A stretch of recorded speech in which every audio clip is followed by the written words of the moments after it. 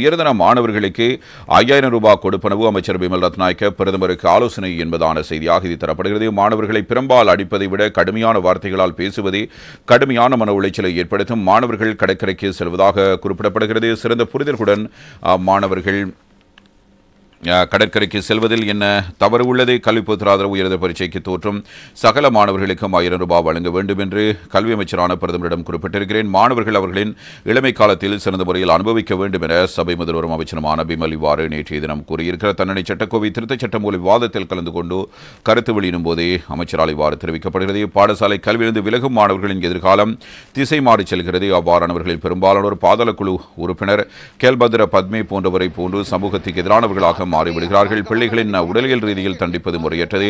ஒரு சில பாடசாலைகளில் ஆசிரியர்கள் பிள்ளைகளை முட்டாள்கள் என்று கடுமையாக விமர்சிக்கும் நிலை காணப்படுகிறது.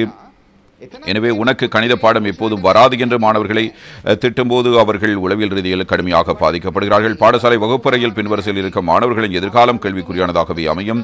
பிள்ளைகளை பெரும்பால் அடிப்பதை விட கடுமையான வார்த்தைகளால் பேசுவது கடுமையான மன உளைச்சலை ஏற்படுத்தும். நாங்களும் கடுமையாக தண்டிக்கப்பட்டே படித்தோம் என்று ஒரு சிலர் குறிப்பிடுகிறார்கள். சமூக கட்டமைப்பு மாற்றமடைந்து விட்டது. ஆகவே நவீன உலகுக்கு பொருந்தும் வகையில் சட்டங்களை இயற்ற வேண்டும்.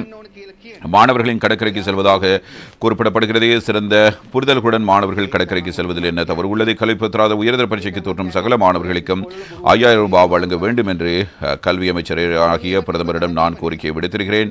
மாணவர்களின் அவர்களின் இளமை காலத்தை சிறந்த முறையில் அனுபவிக்க வேண்டும் என்பதாக அமைச்சர் பிமல் இந்த விவாதத்தில் கலந்து கொண்டு இவ்வாறு கருத்துக்களை வெளிப்படுத்தியிருந்தார். எனவே பாடசாலை மாணவர்களுக்கு பிள்ளைகளுக்கு ஏற்படுகிற பிரச்சனைகள் குறித்து பெற்றோரால் ஆசிரியர்களால் ஏற்படுகிற மன உளைச்சல் குறித்தான பல்வேறு விடயங்களுக்கான ஒரு தீர்வாக இந்த சட்டம் மூலம் இவ்வாறு கொண்டு வந்தப்பட்டிருக்கிறது. இந்த இவ்வாறான